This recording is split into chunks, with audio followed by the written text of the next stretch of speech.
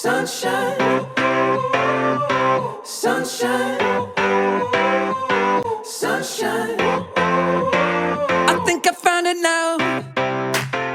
What I've been looking for.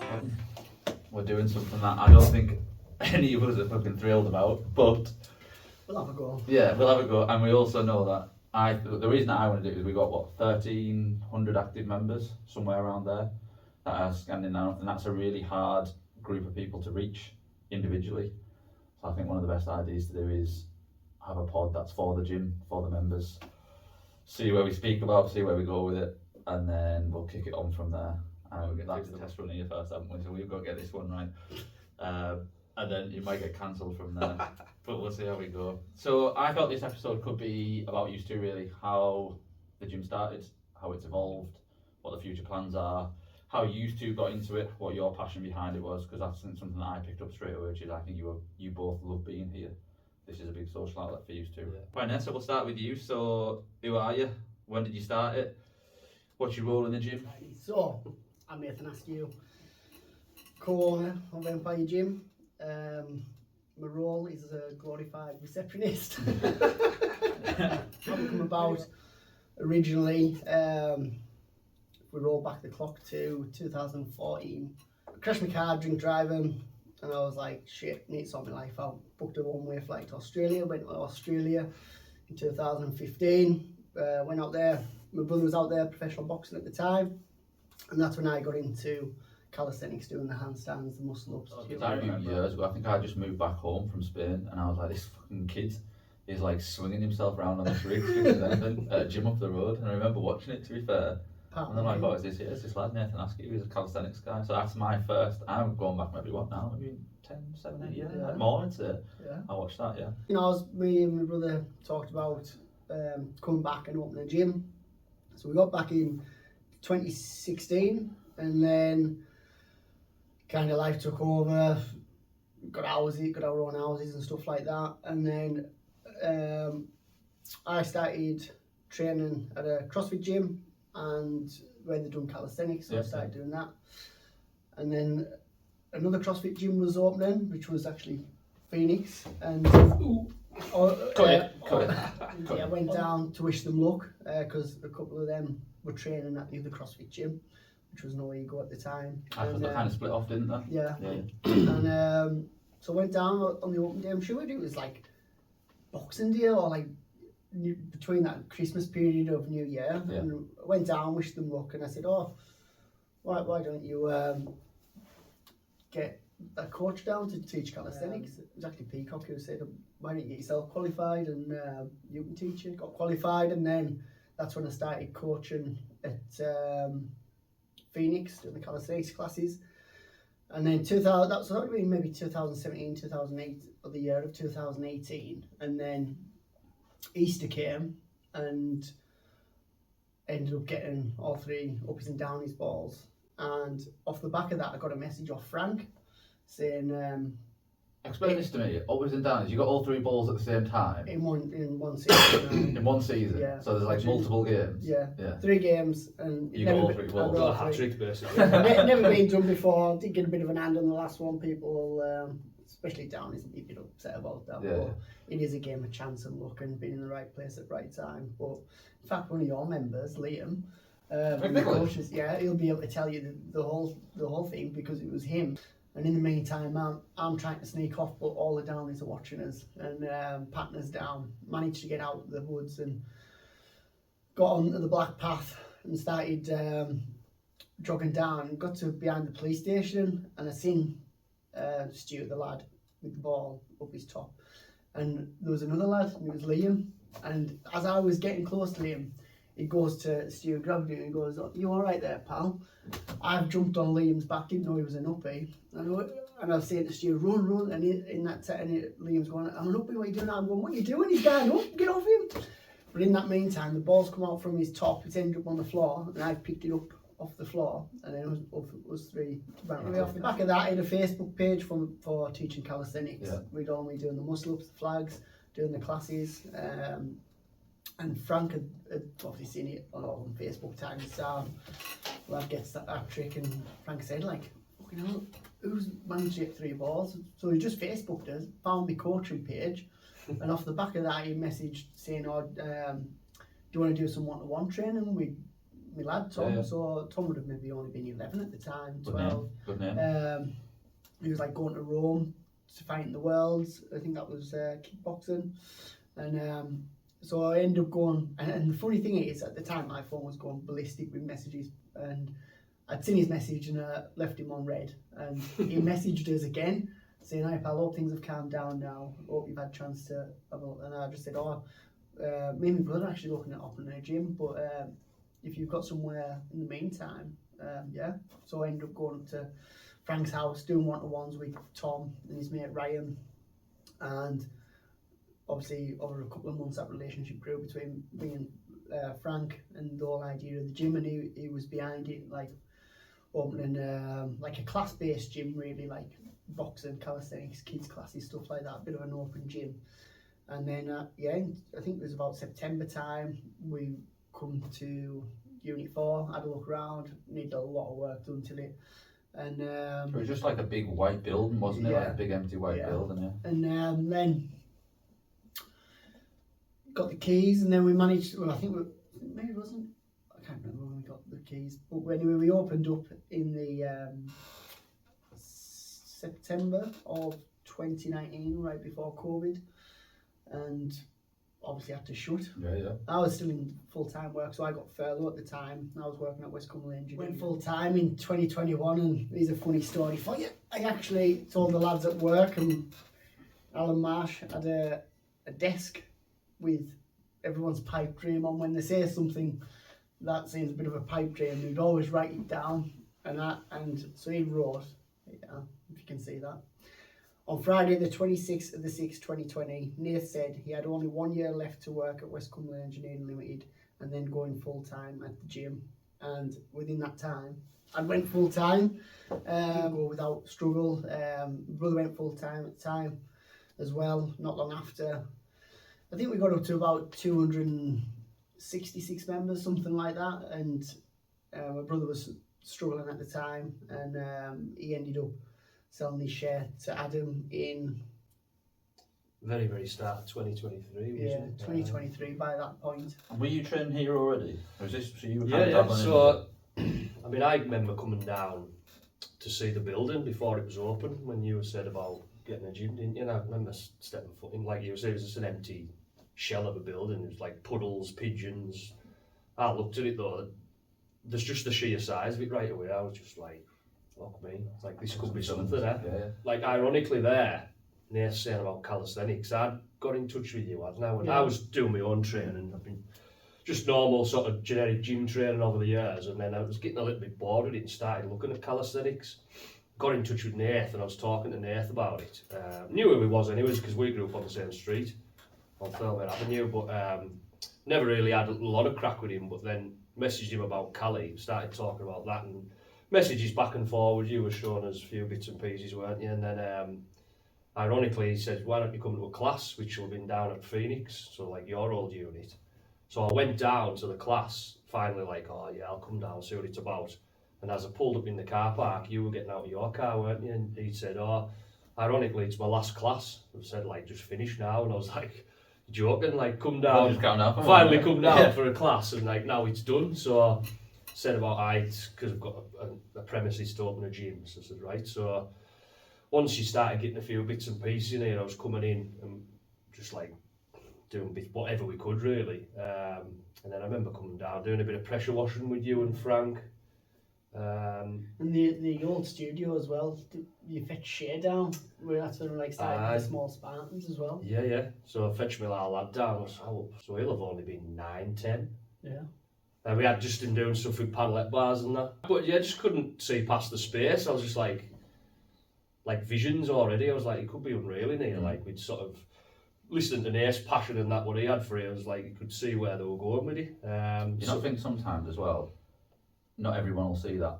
Some people would look at that room and be like, that's not going to happen, or that's that there. Whereas some people will go in and look at it and be like, this could be. You can see it in your head sometimes, can't you? And when you're clear about it as well, when you can see it in your head, doesn't matter what somebody else says, doesn't really change your thought process, does it? I remember showing a few lads at work like pictures of the unit and that, and they're like, fucking Yeah, hell, are what you you doing? sure? Yeah. Like thinking, fuck me, this could bite you on your ass. Like, but A lot of people probably first, like, yeah, perception would be, that's a lot of work, yeah, or that's, like you were just saying, are you sure? But, like, I couldn't see past about it, just like what you could actually create here and have. And then, obviously, you opened. So from opening day, I was just here doing Nate's classes, attending. They were like Yeah. functional fitness classes, they were Yeah. called. So weren't you they? just started as a member, really? Yeah, I as a was a member. paying member, doing functional fitness classes that you were coaching, and the calisthenics classes that you were coaching, and then I was fetching Shay to the small Spartans as well, and doing just my own sort of bits and pieces in the gym. I mean, there wasn't loads of kits, but you managed to get like a few bits in, hadn't you? yeah, A lot of it was like stuff that maybe gyms were getting rid of, like remember Wathbrow, there was some stuff from Yeah, Wathbrow gym. re-energise. So you could come in and lift weights and that as well, you could get by, no bother. So yeah, I used to just like coming in, it was a lot quieter than it is nowadays, but yeah, it was sound. Just come in and do classes and then it went from there really, didn't it? What was the first bit of kit that you put in the gym? Remember the first thing that you got in there? Fill that massive fucking room with like one thing in there. Machine. You probably got that Cali rig early doors. Yeah, didn't the you? Cali rig, or it would have been some kit from re-energise. And is it still in there now? It will be, yeah. Yeah. Aye, some of it's Some some of of it's it's best people's stuff. favourite bits of Honestly, stuff. you don't realise, especially some of the older stuff, like how long Aye. it lasts. Like Aye. you can get the new stuff, like doesn't last 2 minutes, but Aye. like some of the old school stuff, like it takes some punishment, doesn't it?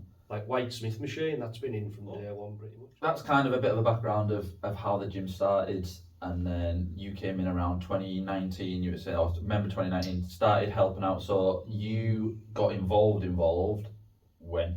Like when did you start taking when did you basically buy out? Nate? So I suppose COVID hit, so then it closed, and then I think on one of the start-ups, because there was a couple of lockdowns, wasn't there? On one of the starts, when things could open back up. I was out of work for 18 months in COVID. Yeah. 18 months I didn't work for. It's funny how you forget how like long it went on for. I sat on my sofa for 18. I was like, I'm never going back to work ever. Made a pizza though. Yeah, that's probably what took me over. Yeah, between now and then. Yeah. So you messaged, well, you said about creating, obviously everyone's heard a couch to 5k. Yeah. So you had an idea about couch to Cali program. So the idea was that a lot of people quite like the look of calisthenics, but they're a bit apprehensive to start because they don't know where to start. So you wanted to create this couch to Cali program. And he said, do you fancy getting involved in it? Helping us like do the videos, instructional stuff, putting the content out.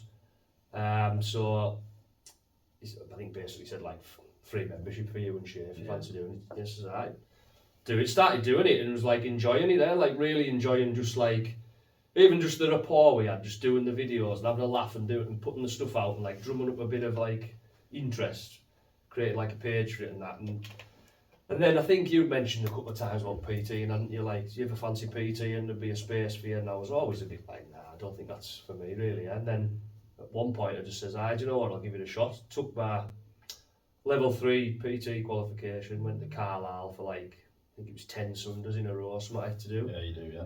But that was still, it must have been like another lockdown or something, because I remember us going in and we had to have masks on and stuff, so it was still during that period. Mental. Which is straight. I remember my old gym, like we used to have to put people in metre grids. Aye. It was fucking nuts as well, because like they'd be staying in these like 3 metre squares, but then when they need to go and get the weights, I'll put something back. Yeah. They can't stand together. And it's like, The this things doesn't you work. think that went on. But I can remember like Wash your hands for 30 seconds or whatever it was. getting presented with a certificate and like you had a mask on and then they'll go like that, like no one shake your hand. I was like, there's your certificate. I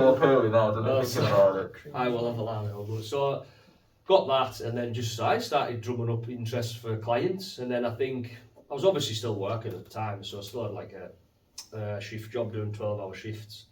So you transitioned as well before going full time. You were basically doing both. Yeah. I had a period where I would juggle PT and my work. So and share. So I was quite busy, and I think at peak of it maybe I had 12 to 15 clients or something. So I mean, not everyone would do a session every week, but I just put like my available slots out through the week and have folk book on. So it worked quite well. And then like probably done that for maybe 18 months, I think. until there was like Nathan was saying there about Daz, there was a bit of noise potentially about him being interested in selling his share. And then when it finally got to that stage, I was presented with that, I was like, didn't even have to question it, like, his sort of answer would have always been yes. Took you right back to like I was in and I saw what it could be. Yeah. How did you both find, and this I've had a lot of jobs, one of my first jobs was working for City in the Community very briefly, and you have to go for an interview with the chairman on the Man City board, and he said something to me that has always stuck with me now. He says, never confuse your passion for your job. So it was like, going from the thing that you love to working in it can be a difficult thing, because I was like, this whole interview I was just telling him how much I loved sport, playing rugby, doing this, and he was like, I'm going to stop you. Says, you sound like somebody who loves sport, but you've not a clue about what working in that industry might be like for you. So how did you two both find that transition from having a job and this was your hobby to this has to work because this is what pays my mortgage, pays my bills, lets me do whatever it is that I need to do? How did you find that transition? So for you first, because you came on first, that jump from having the safety blanket of a job to going into I suppose it might sound daft as being a gym owner, like actual gym as in doing weights has never actually been my passion. I've boxed over the years, did a bit of boxing, a bit of running. I've always been relatively fit, but actually going to the gym and lifting weights has not been my passion. Love a fitness class, and that's probably worked well for me because it hasn't so much been my passion. I kind of just fell into the idea because I did the calisthenics and I was good at it. I considered myself a decent coach. It was easy for me. And then obviously taking that jump from going full time in the gym and leaving my job, again, a well-paid job. Yeah, you pick up a wage every month. I took I'm sure it was like a £1,000 pay cut a month to go full time just to do something I love. I remember I had an ST at the time before I went full time, and I ended up getting a Volkswagen up, just dead cheap and cheerful, just cut my bills, and went full time, and like you say, you've just got to make it work. You live within you cut your means, cloth and everything else. Yeah. I always say, like, I've been doing this now, maybe 13 years. I've not fucking worked a day. This isn't a job. Like, I hang out with people and like give them a bit of confidence or teach them something. It's like, I couldn't imagine sitting in traffic going somewhere like dooming about going into an office job. grinding like metal and banging metal about. That's it, yeah. Plastic. So what about you as well? How did you find going from 12-hour shifts going into this, and then when did you decide, you know what, I'm just gonna chips in? I suppose because you're a little bit older as well, so you probably had more. You know what I mean? Like, you had more of a life before that in terms of, you know, bills, responsibilities, and everything else. It's funny because like it's one of them. Like, I had a good job. A lot of people would have loved to have stayed there, but like, again, I wasn't doing something that like I was clocking into work and enjoying being there. The thing I enjoyed was it was the people I would work with. I had a good shift of lads, and that's the only thing I would ever miss about leaving. The actual day to day, and I mean, I had a position with relative responsibility there as well, so I was kind of as high as I ever wanted to go. I didn't want to climb the ladder. I did have chances of that as well, but I always said it. When that came about, the chances too, I was juggling the PT, I think, or maybe even coming in owner at that point. But I did it for like 6 months, and I was like, no, it's not for me. I want to put it all into this. So even as a PT, before there was any talk of coming in as owner, I still sort of had this little inkling in my head. It was just like, maybe this could be a way out, could make something of it. I mean, I think it's a lot more difficult to make money PT, and don't get us wrong. But then when the opportunity came to be owner, then it was just like, in my head, it was all eggs in the basket, like, for that. I didn't really have any other thought of not doing this. And did you ever question it? So it was like, I'm always in? I don't think I did. I remember, because when I was PTing as well, because the gym had stagnated a little bit, so I'd been there as PT for say 18 months, I'd seen all the gripes and things that I used to think, like, this could be brilliant if that was done, or you had this there and stuff like that. And so when I did become owner, then all them thoughts could become a reality as such. So it was almost like, as soon as I come in and I had the element of control with Nathan Frank, you could just hit the ground running. All them thoughts were there. We were kind of in sync with what we wanted to do. And I think that's why we progressed faster than maybe a lot of other places would. We were all on the same page. We were managing to. We knew we wanted to all be here, so there was no doubts that way. And yeah, I think it worked fast, didn't it? I remember, so when I bought my first gym, which was in Egremont, I remember I was in, I was out, I was like, this isn't going to work, I'm not going to do it, like it's too much of a gamble. I was only maybe 27 at the time, I was pretty young, I thought I was pretty young anyways. And I remember saying to my mum and dad, I was like, I think I'm going to buy a gym. And normally, like my mum and dad, like they will back you to the hills. And I remember my dad saying, what do you need? And that was the thing for me, I was like they're going to be with me on that. Yeah. So they were like, my dad just said like, what do you need from us to get it working? And that was like, I think sometimes as well, when you go and you do take a punt into something like that, if you have the support, that makes it so much easier. So if you don't have that as well, to back yourself completely to the hills and be like, I'm in this whatever to the end, I think says a lot about being confident enough and having the strength of mind. Like, because everyone, I always say, everyone can have a complaint or a gripe, or they're like, can we have this, can we do that? It's like, but you do not see the graph, the hours that go into just getting something from where it was to where it is, and it's lonely. You are on your own all the time doing it, which is why like you guys seem to bounce really well off each other. There's always something going on. Gym started as a big white empty room, had a bit of a boxing ring. When did it go from like the 200 to 300 mark to you started thinking this is like climbing now, like this is really starting to get there? Because I know you took out a kit package, didn't you? Like one of your big punts, one of the things that you did first was like, we need to invest in it, and then. I think that was the big initial kick off with it. But say when you come full time, we started the painting. We maybe just got a couple of bits of kit, like not a great deal. Tidied the place up, and then so you come in the January, didn't you? Or December, January, and then I think by April we put that order in for like 12, 14 bits of kit, maybe more. Yeah, because we got, I think at first, like you said, we just were tidying stuff up, because there was probably areas where there was like, I know it sounds shite now, but like just kit on the floor, I know, like literally just putting some hooks and storage solutions in there. Yeah, on the wall, things at a home, rather than just like slinging anywhere. And then we got like a couple You wouldn't fucking think it though, sometimes going to the gym with like dumbbells not around. Yeah. So like, I think we got a couple of assault bikes, didn't we? And like a glute drive on memory. Bought them outright. And then I think probably being a bit more active on social media as well, even just drumming up a bit of interest. And we did get a little.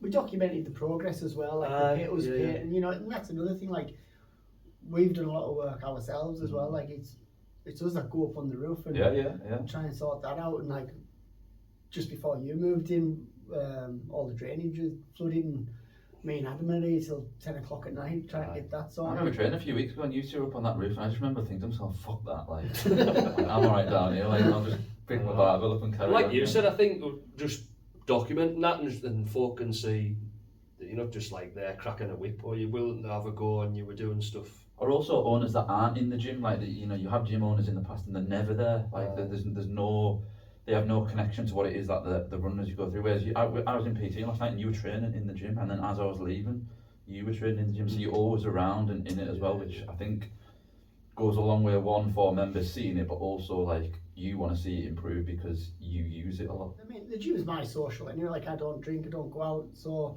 this is my my social like output. You know, this is where I come. Yeah. I actually prefer coming in the mornings to train when I'm not on shift than trying to train on shift. I need to feel like I'm coming here to train and not just coming here to work.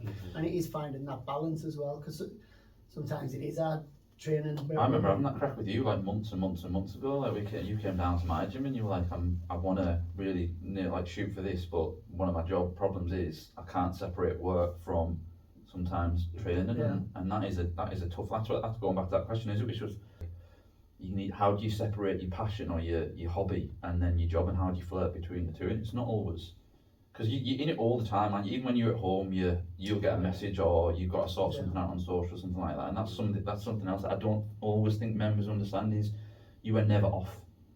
Like even when you're on holiday, you guys have got a bit of a different, like yours is always well because there's always somebody managing, but there's always a check of the phone, or there's an email come through or something. So it's not like a 9 to 5 where you're like, right, I'll come back to that tomorrow. Like, there's always something to pick up. Even then, like, you could go and train in another gym and you still don't switch off because you think, that's all right. Yeah, I like that. Yeah. Or even going as far as making sure you're putting stuff back in another person's gym, like keeping it tidy, and if somebody's left somewhere out, actually putting it back. Yeah.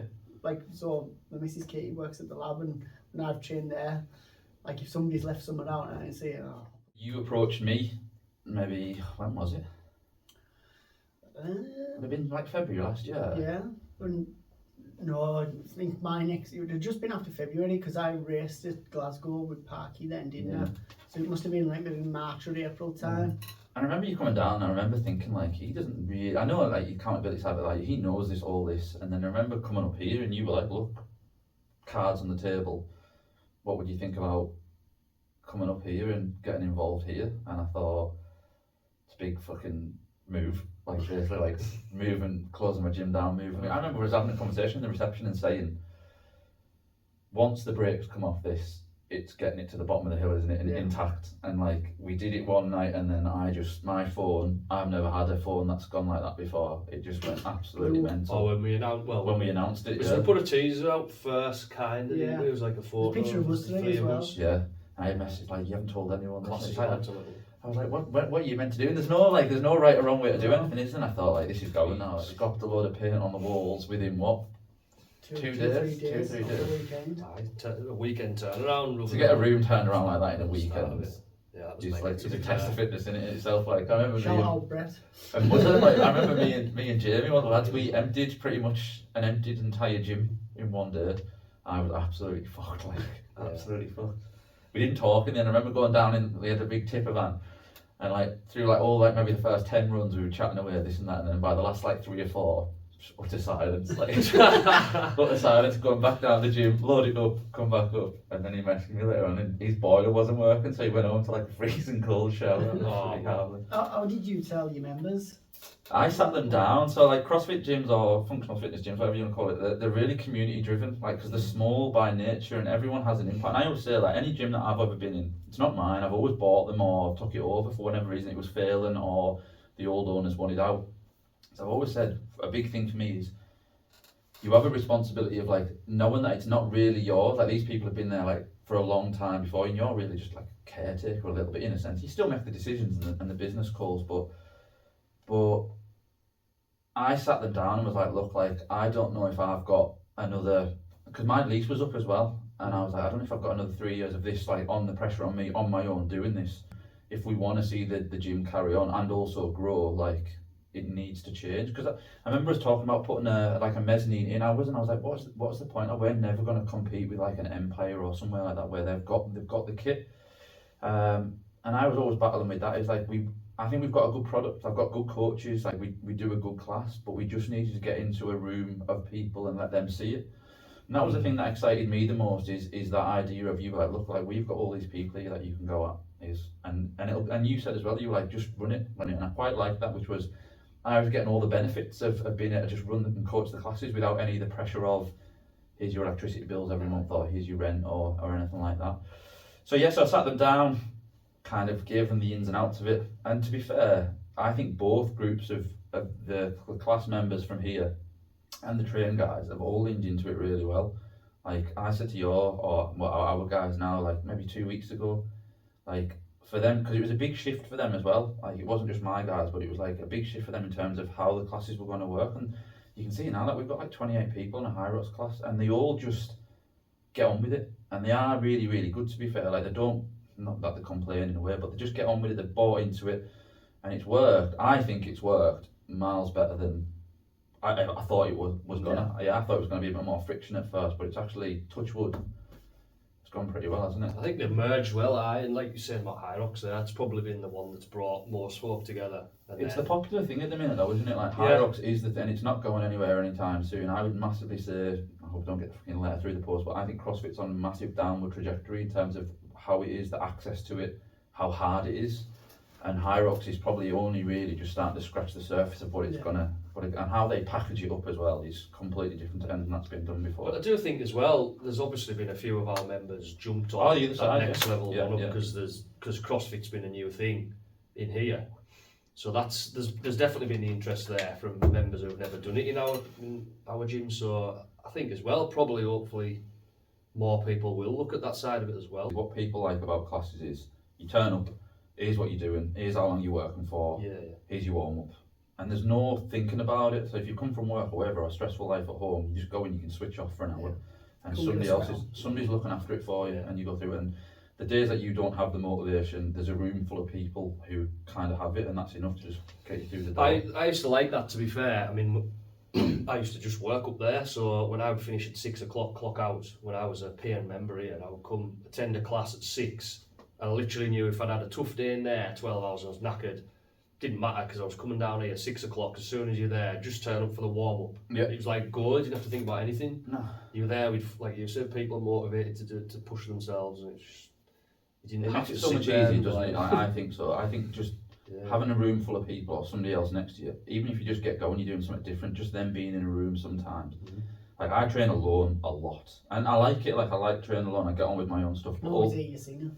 Yeah, the terrible music. Yeah, some of it's really bad. But like, I also think as well, just the thought for me of knowing that there's either somebody next door or one of you two's in reception makes it a whole lot less just you are in a building on your own. And when that gym is busy like that side and in here, like it's a good atmosphere, isn't it? Like it's nice to look around. Nearly 100 people in the gym, and then, like you say, 28 people in a High Rocks class next door. Yeah. Yeah, it's booming, to be fair. And you say there about the atmosphere, that's the big thing about it. And I think it's good how it's worked, because back in the day, it was always about like that community feel, wasn't it? Like everyone was kind of like matey, always would talk to each other. There was a good reputation for that. And I think that's because it was class based though as well at the start. Yeah. So it was getting people together, didn't know each other, jumping on classes. Yeah. And I think there could have been a danger with progression as much as we had and getting as many members as we had now of that, going by the wayside. But I think that's kind of stayed as it was. I mean, it's always going to change a little bit with them kind of numbers, but you've still kept a massive like community feel. Everyone still likes to mingle with each other. Yeah. And it's probably, like the classes make the difference, don't they? But again, I think having that big open gym space where you just go in and everyone can see everything, I think that works as well. You can kind of see what everyone's doing. It's like being in a pub or nightclub. So everyone's just walking. You've nailed it on the head. I have a theory about this, which is I think like community has gone from most aspects of life. So the churches have gone to a large extent. People going to church. The village pubs dwindled away.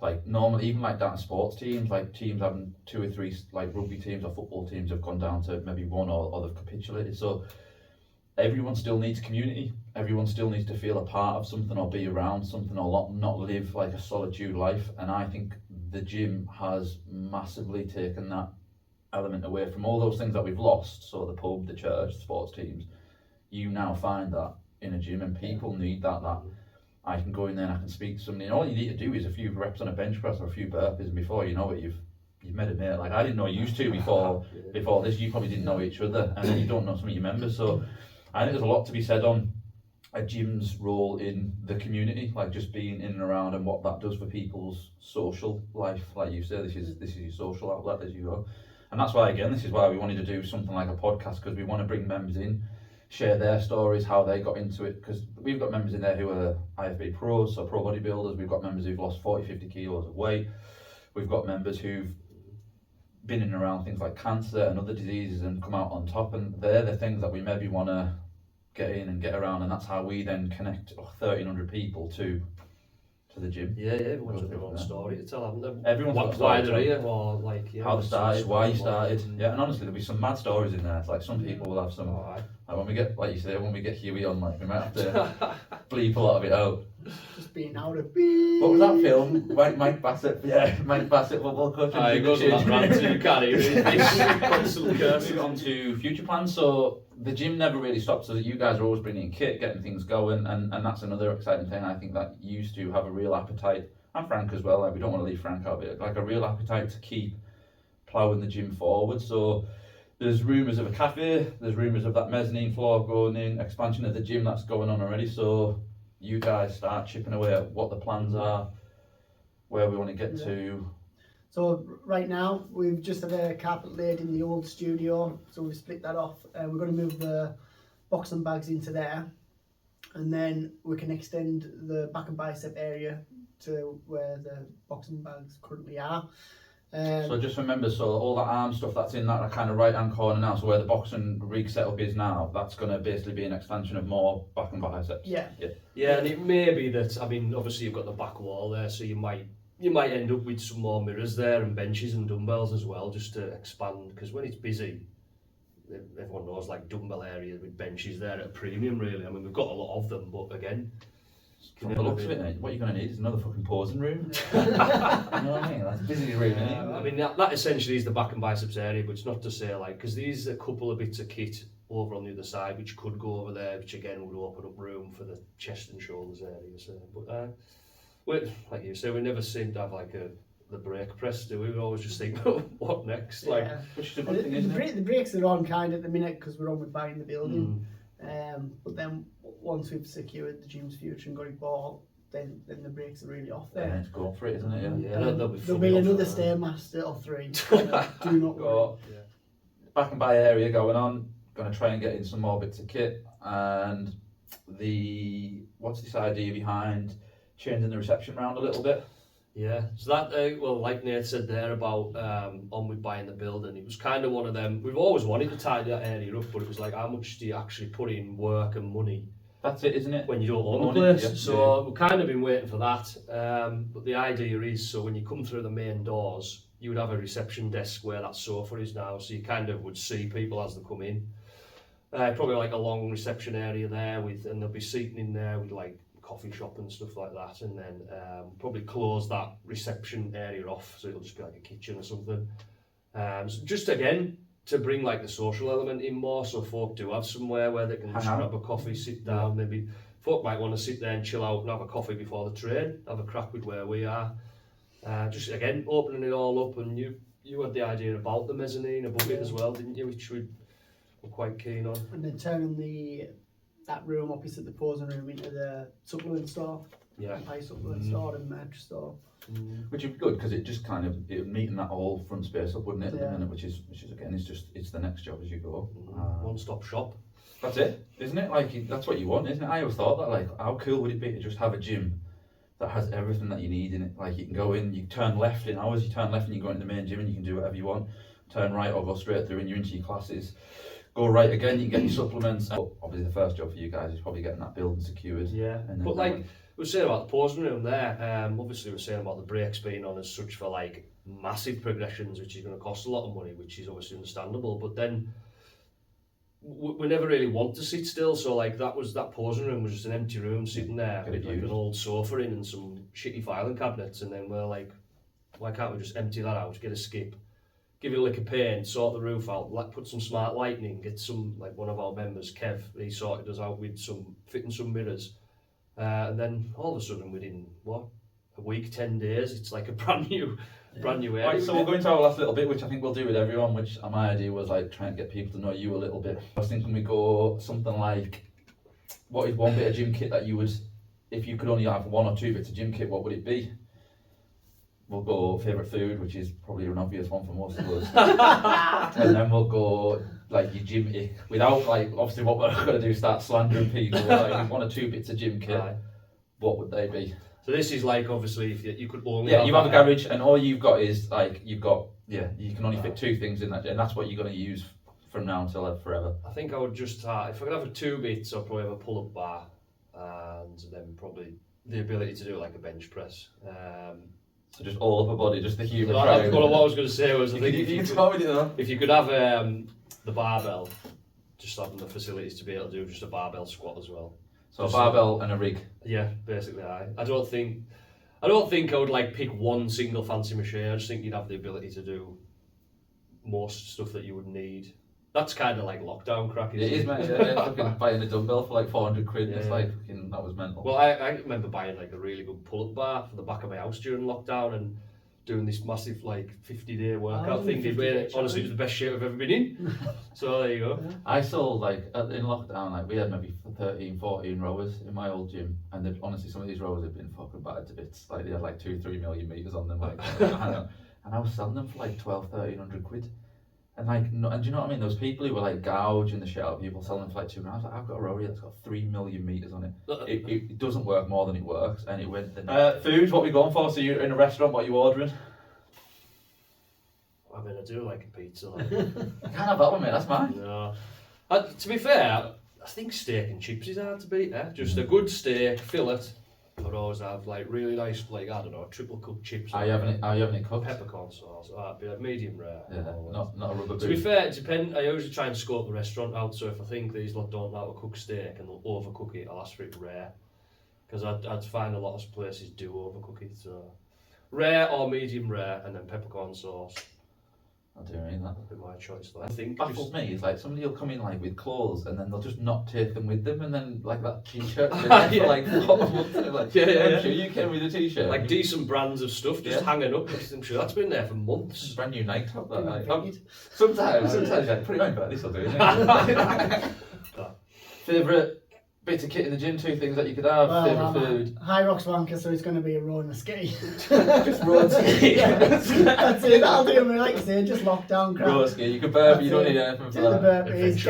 Get out for a run on the roads. Oh, yeah, I couldn't think of anything worse than looking at a rower and a ski in the gym. That's all you would use. What were we eating? Last meal? Then, once upon a time, it would have been a doner pizza. You know? Not anymore, but it probably would be a pizza. Like I do. I know that's your favourite. Right, I've got a real. We've got dangerous. Really. We've got no right to look like we look for the amount of pizza that we eat. No right. But if you go to a restaurant, probably actually be same as Wilkie. Actually, steak. You ever been to Fazenda? Have you ever been to a Fazenda? So it's like a Argentine. It's like a Ben Brazil, but like not your canteen. So like. Fazenda's basically like a steakhouse, and all you do is you turn this card over, and all they will do is they will just keep bringing you over like cuts of steak, cuts of meat, and then they'll basically like you'll order like 2 or 3 sides, and they'll bring them to the table, and then that's it. You can just be there for like however long until you basically can't eat anymore, and then you turn your card back over, and it is relentless. Like I tell you, do some damage there, Deck. Deck can clean them out. Like it's But I do love a brunch menu as well. It's a bit classy, isn't it? To be fair, there's often we'll find places in there that like they serve breakfast after 12 o'clock. I'd rather go for brunch than a meal out. Genuine. Get love a coffee. And then like a bit of pancakes or something Pancakes like or See, eggs, like avocado. I'm more feel like if I go somewhere for breakfast or brunch, the breakfast. I feel like I'm losing out if I don't get something with bacon and eggs or Yeah, sausage or something like that. If I feel like, don't get us wrong, I enjoy pancake stack and stuff, but I feel it'd be cheated if I get that. And then what was the last one that we were talking about? Gimmicks. Yeah, it's hard to not pick cleanliness. Just general hygiene. Dirty bastards. Sometimes like banging your head against the wall. Probably then is when you're trying to train and you're getting bothered. Yeah, and you've got your heart rate at like 180 beats a minute, and somebody's trying to have a crack with you, and you're like, I'm dying here. Like, and you're telling me, ask me how my week's been. It's worse if we're doing that and like, say I was training and you're on the desk or vice versa, and they just come right to you, like you're in the middle of the set and it's just like, just say you bought me membership or something. Just like can't see the desk, like sort it out on the desk. Yeah, I'm busy. I'm in the middle of something. Don't get us wrong though, like they don't mean anything by it though, does he? And you would never swap to previous problems you'd have in other jobs, would you? You call them but you're kind of like blessed to have them as like good problems. Decent. I think we should wrap it up a little bit from there. Right? What are we on? I reckon we're on about 45 minutes. Well, that'll be 50 minutes there. 50 minutes. Is So there what else? I don't think so. Yeah, we have got a bit of any of the business, haven't we? Gym competition next Saturday. So we've got our first in-house comp, Athex competition, or Athex Vibe competition. So 3 workouts. We've got a conditioning piece, a strength piece, and then like a metcon piece, so like a bit of a blend between conditioning and weights really. It is same sex pairs. We'll have that on Club Right probably from Saturday because we can only put a class on a week in advance. And that'll mean that Saturday's classes on the 6th of December won't be on as normal, so it'll be athletics classes or the athletics competition and nothing. So same-sex pairs, 6th of December, about 8:30 land, and I think we're trying to sort out some coffees and some other bits for that as well, aren't we? We'll try Simon Phillips doing pizzas. and then we've got pizzas as well. So we'll get on the go. I'll put some more information out about that this week. We've got our new merchandise out, which actually looks pretty mint. We did some filming yesterday. Me and you were just half naked in the conditioning room with the light on. Freezer when yeah, we're it was, done. mate, yeah. We had a good time. No? We had a good time. So all our merch has landed. Ask at reception for what that is if you want to try anything on. Just be careful with the coat hangers because they're snapping left, right, centre. I'm trying to think if there's anything else. Bringing different people, and so I've already got another one lined up with someone, which I think will be a good episode. Cool. We'll go with that, and then maybe just start getting some of the members in through the door and having a chat with them about it. And then it might be one or two of us doing it one week, or just one of us go I through. think it'd be good crack. There's plenty of folk to go out in there, and loads of interesting characters in there. Like. Yeah, and it's flying at the minute. Like the gym is flying, isn't it? Like say 13. I think, like I say, I looked yesterday. There was 1,321 people active users. Like, I'm assuming that means that somebody scanned in to use the gym, which is insane. So if we can get that to 1,500 by 266 from there. Gonna need a bigger gym. Right. Multi-story car park, that's on the cards as well. Yeah, more car parks. We're gonna need something out there. Right, job's done. First one in the books. Yeah. Well done. Well done. You made Right. it this far, thanks for listening. Yeah, exactly. Yeah. We aren't cancelled. Yeah.